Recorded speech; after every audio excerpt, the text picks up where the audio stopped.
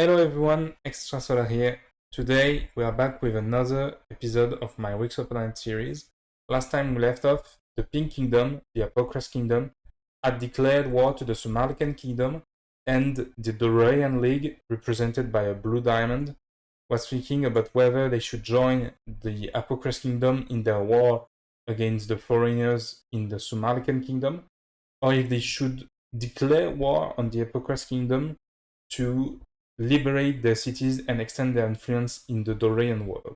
The Doreian League will decide to join with the Apocryph Kingdom against the Sumalikan Kingdom, and as such, they will start to sail their fleet with an invasion force going to this city here.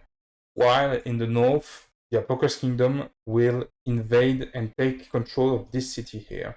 The Doreian League will sail from this city going into this city here, but first they would make a stop in the Periclidian Republic, where they would ask for the nation's support.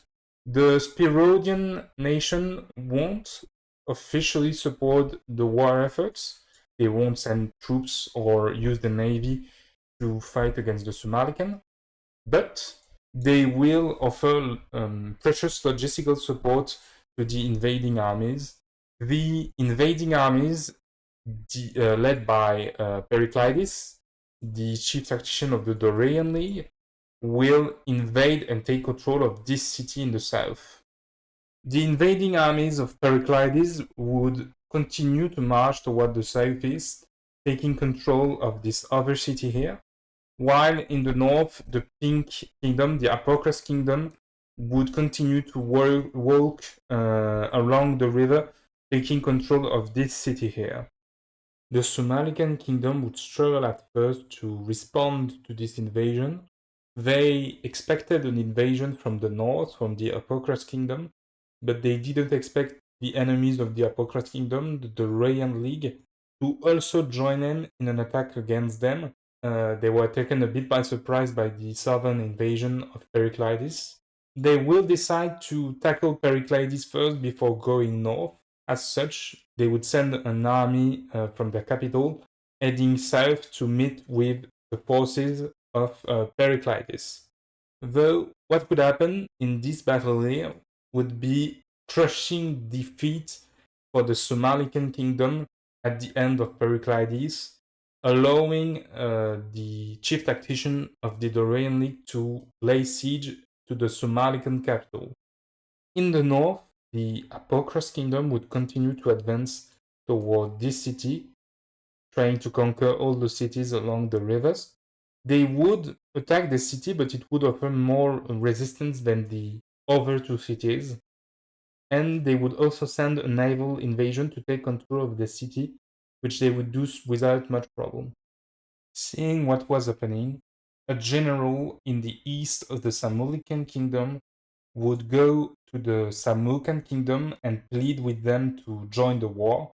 He will say that the Doreian people want to expel the Sumalikan people from this land, and as such they represent an existential threat, and he will literally beg for the Sumalikan to join in to liberate the capital. What will happen is that the Sumalikan will accept under a few conditions. First, the Sumalikan would have to completely stop their expansion toward the east, and they would have to give the lands east of this line here. On behalf of the Sumalikan Kingdom, the general would accept, and his army and the Sumalikan army would rush toward the capital to break the siege. Hearing news about the coming armies from the east, Periclidian would request the Apocryph Kingdom for reinforcement. The Apocryph Kingdom would decide to stop the siege of this city here and send most of their forces to join the siege of the capital just here. The forces of the Apocryph Kingdom and the Doreian League, led by Periclidian, would clash with the forces of the Sumalikan Kingdom and the Sumalikan Kingdom. Seeing the state of the siege, the Sumalikan Kingdom would instead try to pierce through the lines of the Doreian League to try and rescue the royal family, the legacy of Samolika, inside of the capital. And in a heroic charge where many hundreds, even thousands would die, the Samolikan royal family would be rescued and taken out of the capital, which would then be conquered by Periclidian. Periclidian would enter triumphant in the city, and the city itself would be pillaged for its riches, which would be sent back to the Doreian League. The capital of the Sumalikan kingdom would be settled in this city here, and this victory would send a shockwave once again through the Sumalikan kingdom. The Apocras kingdom would manage to capture this city here, and the Doreian League would continue to advance, both trying to control the coast here and advance in the land here. Seeing the dire state of his kingdom, the Sumalikan king would try to negotiate with the invading armies. Most specifically, he would try to negotiate with Periclidian. He would propose some kind of alliance to Periclidian, surprising as it is. After all, the main reason the Doreian League joined the Apocras kingdom in their invasion was because they saw the Sumalikan kingdom as the biggest threat. But know that the Sumalikan are dealt with. The Apocras kingdom is the biggest threat to the League. If the Sumalikan kingdom, the Samukan kingdom, and the Doreian League would ally together to crush the Apocras kingdom, it would be quite the decisive victory for the League. Periclidian would think about it, and he would accept under a few specific conditions. First, the territory where a lot of Doreian lives, such as this city here, and this city here, would have to be liberated and put under the control of the Doreian League. These two cities in the south would also be released as Republic city-states and be controlled by the Doreian League. The invading forces of the League would give back the old capital of the Sumalikan to them, but in exchange they would have to give a lot of resources, be it copper, weapons, wood, etc. In exchange of all this, the League would join the Sumalikan kingdom in their attack against the Apocras kingdom. Periclidian would sort of create a trap where he would ask for cooperation to attack this city. Cooperation, of course, with the Apocras kingdom. Unbeknownst to the forces of the Apocras kingdom, they would be forced into a trap where most of their invading armies would be crushed, allowing the forces of Periclidian to take control of this city here with the help of the Sumalikan kingdom.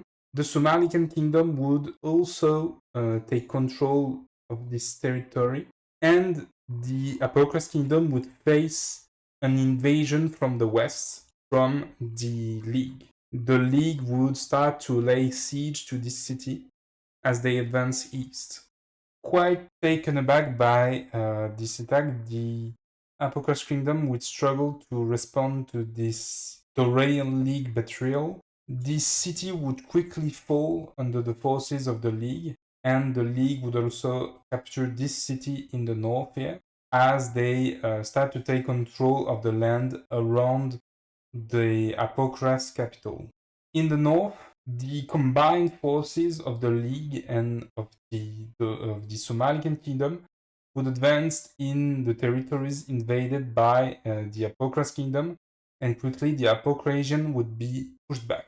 Seeing the state they are in, the Apocrasian would have no choice but to sue for peace, and the Doreian League and the Sumalikan kingdom, both tired by years of war, would decide to go to the negotiating tables. So here is the peace treaty. First of all, this part was given to the Samukan kingdom as per the conditions they set for the cooperation with the Sumalikan.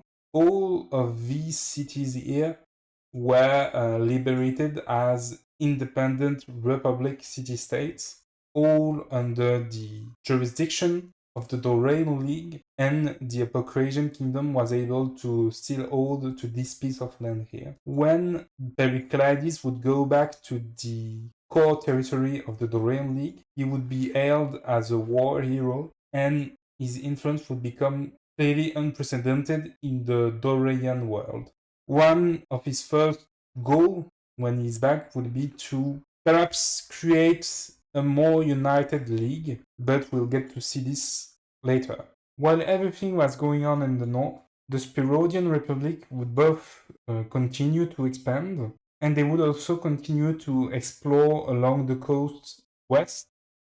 And after some time, they would discover a totally new civilization. The people inhabiting these lands are called the Ptanem, and as you can see, they have a very big kingdom controlled by, of course, a king. But surprisingly enough, even if they have many cities on the coast, even if their capital is nearly on the coast, they don't seem to have too much, let's say, drive to go on the seas. The Spirodian explorers would soon understand why. They will discover that apparently north of the Ptanem lives a great sea creature, which some of the Ptanem see as either a god or a calamity. We'll get to see more of the Ptanem next episode. As I said, the Spirodian Republic will also continue to expand along the coast, and they will start to explore a bit more inland. They will discover a mountain here, and they will reveal a bit more of the land, and they will discover in the south, they will discover a great sea of sand. They will discover the first desert. Back in the north, the newly crowned Copper King of the Urud Kingdom, called Urudra, will launch into a series of conquests. First of all, he will, without much opposition, invade these two tribes and take control of them. Seeing this rising menace in the north, the Asuran clan will send an army to try and crush this upstart, but the intention of the Copper King was similar to the Asuran clan, and he will also send an invading force south, armed with superior copper weapons and armor. The forces of the Copper Kingdom will crush the Asuran, and quickly the Asuran cities here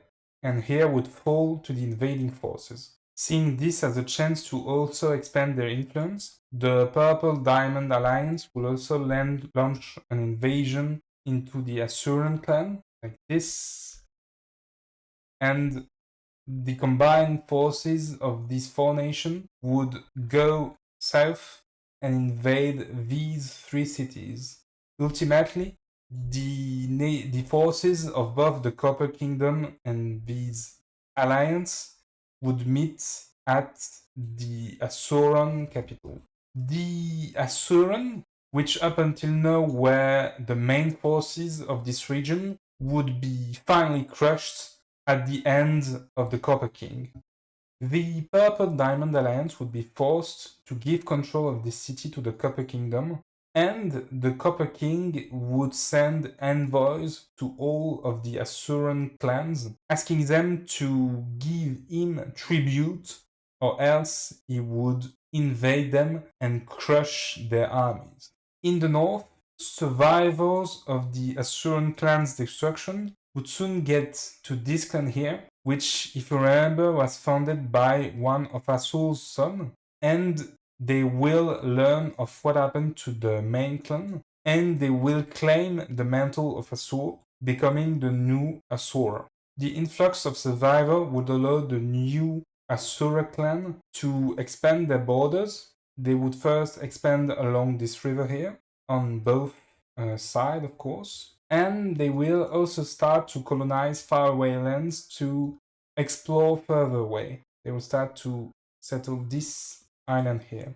Most of the Asuran clans would accept to pay the Copper King tribute, as represented by this kind of bronze star, except this nation here, which is far away enough for the Copper King to not really care, and the Copper King will continue to expand both along this river and, most importantly, along the mountain. We will end this episode with one last thing. As I said earlier, the Ptanem fears what seems to be a great sea creature, and this big kingdom called Tatep will be faced with something quite peculiar. In this city here, a mad prophet will rise and try to change the ways of the Panem people. But we'll see this next episode. I hope you like this one. And if you did, comment and subscribe, and I will see you next episode.